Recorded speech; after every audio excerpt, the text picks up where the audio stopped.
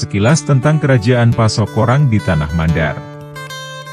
Pasokorang adalah sebuah kerajaan yang diperkirakan berdiri pada pertengahan abad ke-14 Masehi.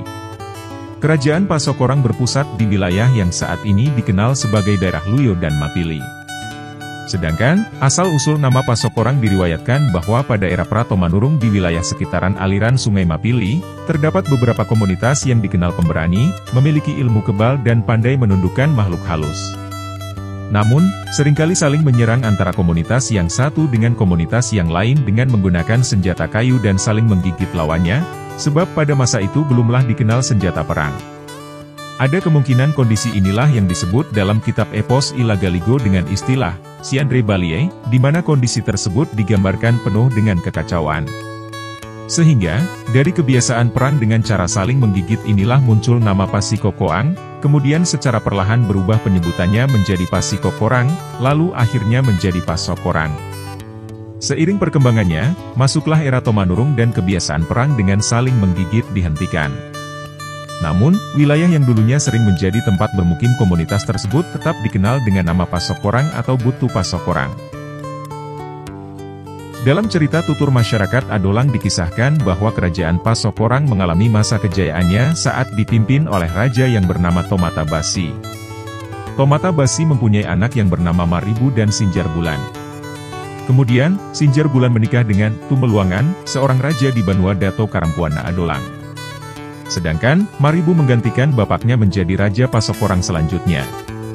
Namun, pemerintahan Maribu digulingkan secara paksa melalui pemberontakan yang dilakukan oleh Takia Basi. Sehingga, membuat Maribu lari ke Baras dan kemudian menjadi raja di sana. Takia Basi sendiri diketahui mempunyai anak yang bernama Labasi Tau dan Labasi Kaling. Era kepemimpinan Takia Basi berlangsung cukup lama dan memimpin kerajaan Pasokorang secara otoriter dan kemudian menjadi ancaman bagi sejumlah kerajaan di Mandar. Hingga, pada akhirnya berhasil ditaklukkan oleh kerajaan tetangga yang dipimpin oleh Imayambungi Todilaling yang kemudian menjadi Raja Balanipa pertama. Selanjutnya, Labasi Tau menggantikan bapaknya menjadi Raja Pasokorang dengan kepemimpinan yang sangat bijaksana dan mengayomi rakyatnya. Namun, kepemimpinan Labasi Tau juga dikudeta oleh adiknya sendiri, atau Labasi Kaling yang kemudian memimpin secara semena-mena dan kembali membuat kerajaan tetangganya terusik. Oleh karena itu, sejumlah kerajaan yang tergabung dalam Pitu Babana Binanga yang dipimpin Arajang kedua Balanipa yang bernama Bilabilami, yang bergelar Tome Payung menyerang kerajaan Pasokorang dan sekutunya hingga hancur dan dibumi hanguskan.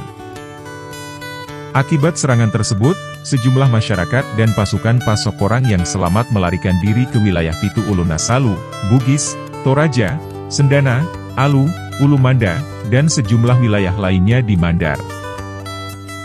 Dengan itu, lahirlah istilah Dongi-Dongi Tiribana Balanipa, yang secara harfiah berarti burung gereja yang terusir oleh Balanipa. Maknanya, rakyat Pasokorang yang terusir laksana burung karena serangan kerajaan Balanipa.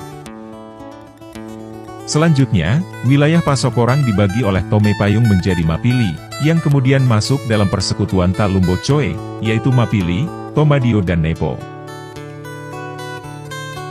Untuk mengantisipasi bangkitnya kembali kerajaan Pasokorang menyerang sejumlah kerajaan di Mandar ataupun ancaman serangan musuh dari luar Mandar, maka Tome Payung Raja kedua Balanipa melakukan rekonsiliasi dengan sejumlah kerajaan di Mandar. Dan puncaknya adalah lahirnya perjanjian atau ikrar Alamungan Batu di Luyo yang dilakukan oleh kerajaan di 7 kerajaan dari hulu sungai atau yang disebut Pitu Ulunasalu dengan 7 kerajaan dari muara sungai atau yang disebut Pitu Babana Binanga. Inti dari ikrar Alamungan Batu di Luyo adalah Sipamanda, yang artinya saling menguatkan dan saling melindungi satu sama lain dari serangan musuh.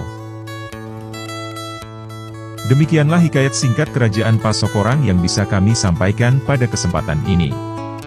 Tetap ikuti channel Galeri Mandar Indonesia untuk konten sejarah menarik lainnya di tanah leluhur Mandar.